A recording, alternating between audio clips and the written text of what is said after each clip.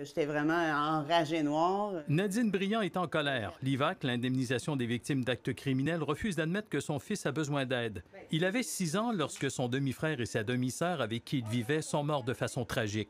En juillet 2012, Karen et Lindsay, âgées de 11 et 13 ans, ont été tuées par l'ex-conjoint de Nadine Briand qui en avait la garde partagée. Il a fait exploser le garage près de sa maison à Warwick, dans les Bois-Francs.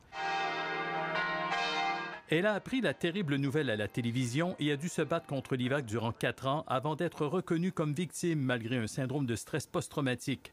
Après avoir reçu cette lettre de refus de l'IVAC, elle devra maintenant se battre pour son fils.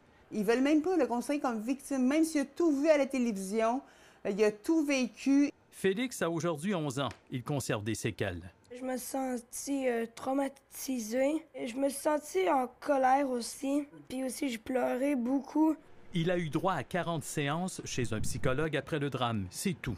Ça me faisait du bien d'en parler, oui. S'ils étaient avec moi en ce moment, je me sentirais heureux.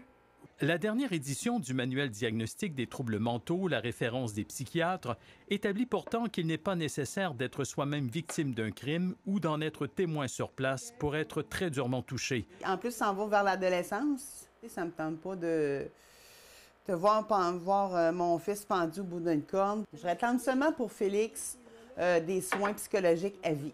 La ministre de la Justice, Stéphanie Vallée, a pourtant annoncé la semaine dernière un nouveau plan de 54 millions de dollars pour améliorer l'IVAC, mais rien pour lui.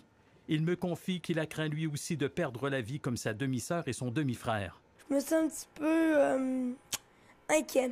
Je sais qu'ils ont beaucoup souffert, là. Refuser un enfant comme victime, c'est aberrant.